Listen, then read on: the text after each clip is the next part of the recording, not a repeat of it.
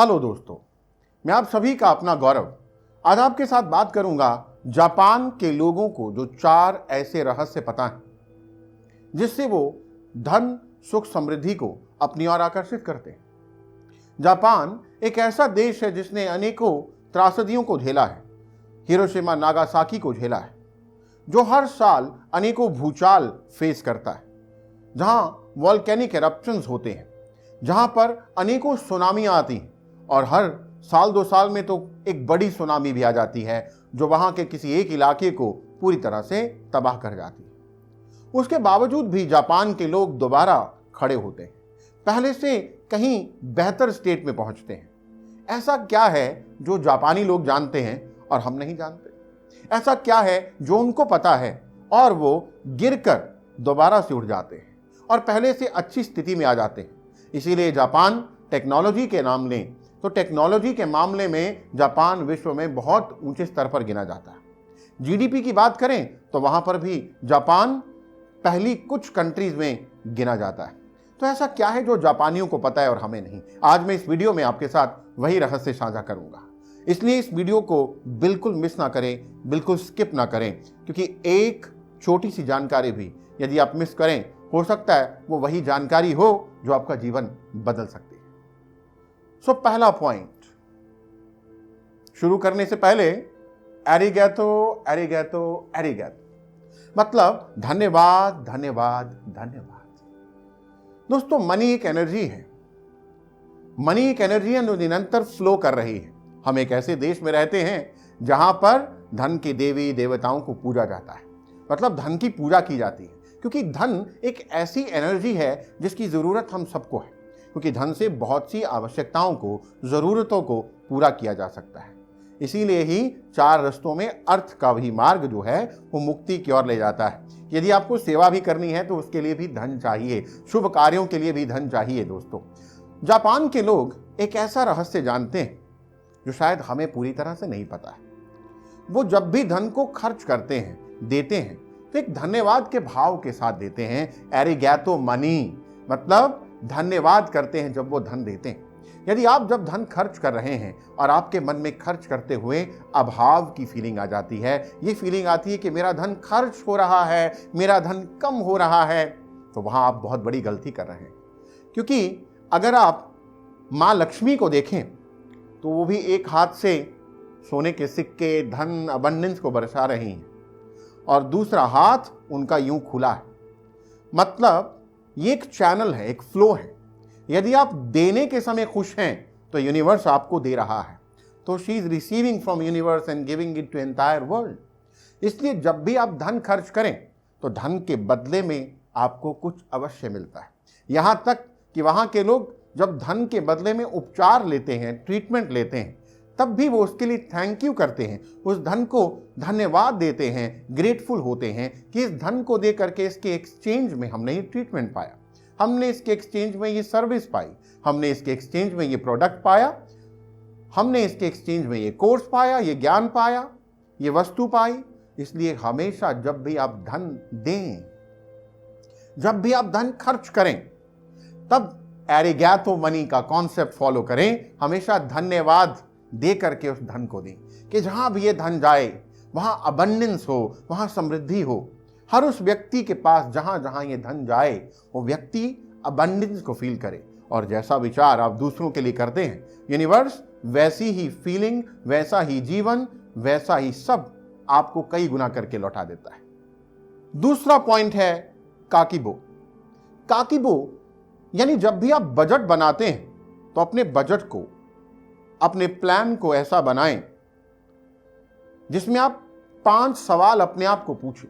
मतलब कोई भी चीज खरीदने से पहले अपनी जरूरतों को, जरूरतें यानी आप अपनी किचन का, ग्रोसरी का जब प्लान कर रहे हैं कि मुझे क्या क्या चाहिए, मेरी बेसिक नीड्स क्या हैं, उनके अलावा जब भी आप किसी भी चीज को खरीदने के लिए प्लान करते हैं, मान लीजिए आप एक फोन की योजना बना रहे हैं, तो वहां के लोग 5 प्रश्न अपने आप को पूछते हैं और उन 5 प्रश्नों को पूछने के बाद ही वो निर्णय लेते हैं। ऐसा नहीं कि आज सेल लगी और उसका न्यूज़पेपर में पढ़ा कि हाँ सेल लगी है और जिस चीज़ की आवश्यकता नहीं है वो भी ले आए क्योंकि ऑफर चल रहा है। ऐसा नहीं करते हैं वो लोग। तो पहला प्रश्न वो अपने आप से पूछते हैं, can I live without this item?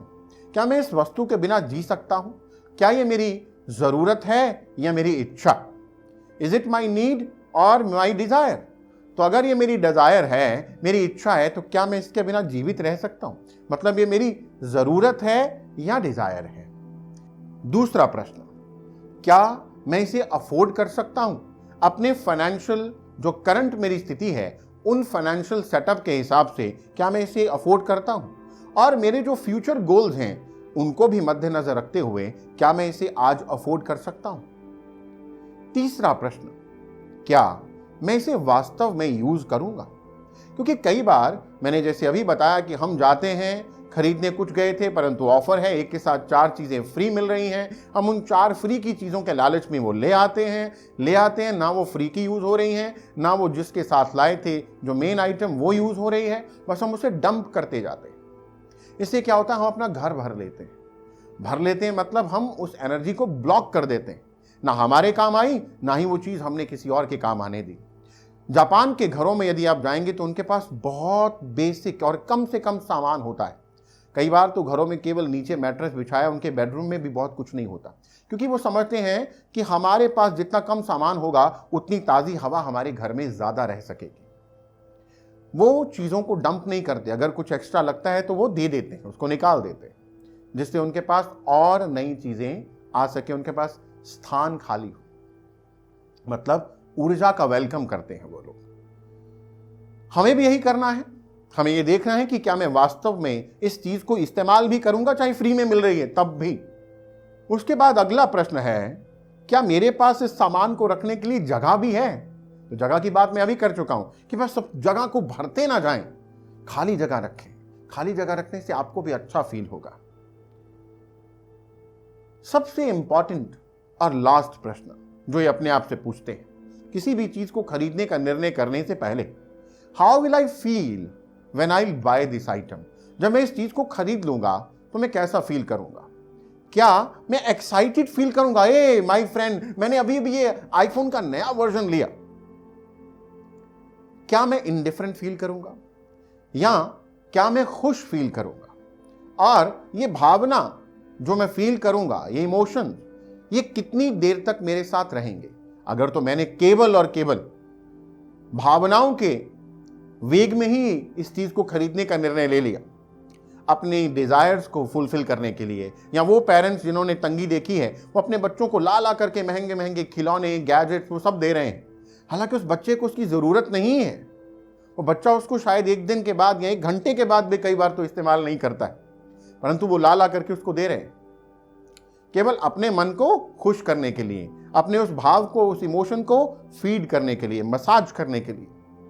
तो ये देखिए कि ये जो भावना आप कैसा फील करेंगे और ये भावनाएं जो हैं ये कितने समय तक बनी रहेंगी, उसके बाद ही वो निर्णय लेते हैं।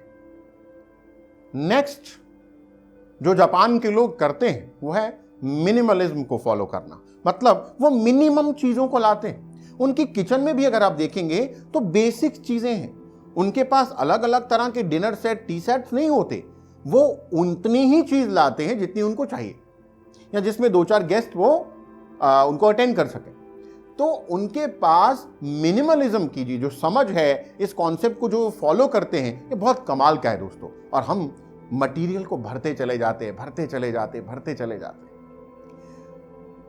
सबसे इंपॉर्टेंट और सबसे लास्ट वो है कि वो मेंटल कैपेसिटी को बढ़ाने में ध्यान देते हैं, मटेरियल कैपेसिटी को नहीं। दोस्तों मेंटल कैपेसिटी यानी अपने गुण, अपने ज्ञान को बढ़ाने में। वहां पर 100 साल, 110, 120 साल का व्यक्ति भी काम कर रहा है, वो छुट्टी नहीं करता है, साल में कुछ दिनों की छुट्टी, और काम कर रहे हैं, वो निरंतर सीख रहे हैं। वहां पर एक 70-80 साल का व्यक्ति भी सीखने के लिए तैयार है, वो सीख रहा है, अपनी मेंटल कैपेसिटी को बढ़ा रहा है। दोस्तों यदि 2 लोगों के पास करोड़ रुपए आ जाए, एक ने कमाया है और दूसरे के पास किसी ने दे दिया है, अब दोनों के पास है तो 1 करोड़, परंतु यदि कोई ऐसी स्थिति आ जाए जिसमें दोनों के 1 करोड़ नष्ट हो जाए, तो जिसको किसी ने दिया था वो अब उस करोड़ को बना नहीं पाएगा, परंतु जिसने बनाना सीखा था, कमाना सीख लिया था, वो उस करोड़ को दोबारा कमा लेगा, क्योंकि उसको उस करोड़ को कमाने का तरीका आ चुका है। इसीलिए अपने गुणों को बढ़ाने की ओर ध्यान दीजिए, आपकी उम्र कितनी भी है। ये माइंडसेट से बाहर आ जाइए कि मुझे अब क्या जरूरत है, मेरे पास तो अब है, मैंने तो जीवन काट लिया, मुझे तो पेंशन आ रहा है, मेरे को तो इतना ही चाहिए। नहीं दोस्तों, समय कितना भी खराब आ जाए, क्योंकि ये जापान के लोगों ने बार बार फेस किया है, समय कितना भी खराब आ जाए, कैसी भी पॉलिसीज हो जाएं, कैसा भी वक्त आ जाए, यदि आपके पास गुण है, हुनर है, विद्या है, एजुकेशन है, विजडम है, ज्ञान है, तो आप अपने जीवन में दोबारा खड़े हो जाओगे और पहले से बेहतर स्थिति में खड़े हो जाओगे, क्योंकि आपने उस गिरने से भी कुछ ना कुछ जरूर सीखा होगा। इसलिए इस सीखने की प्रक्रिया को निरंतर जारी रखें। यही वो तरीका है जिससे जापान के लोग सुख और समृद्धि को एंजॉय करते हैं। यही वो तरीका है जिससे वो धन की, प्रॉस्पेरिटी की एनर्जी को अपने जीवन में लगातार आकर्षित करते हैं। आशा करता हूं कि ये तरीके हम भी अपने जीवन में अपनाएंगे और हम भी इन सीक्रेट्स को जान करके अपने जीवन में ये परिवर्तन करके अपने जीवन में धन, खुशी, समृद्धि, अबंडेंस की एनर्जी को आकर्षित करेंगे। आप सभी सदा सुखी रहें, समृद्ध बने रहें, ऐसी मंगल कामना मैं आप सभी के लिए करता हूं। यदि ये वीडियो पसंद आए तो इस वीडियो को औरों के साथ भी शेयर करें। लाइक करना हो तो आपकी इच्छा, परंतु लाइक न भी करें तो दूसरों के साथ शेयर अवश्य करें, ताकि उनको भी लाभ मिल सके, उनके जीवन में भी ये समृद्धि जा सके। और जो आप दूसरों के लिए करेंगे, ये यूनिवर्स आपको कई गुना करके वापस दे देगा। आनंदित रहिए, सुखी रहिए। Thank you.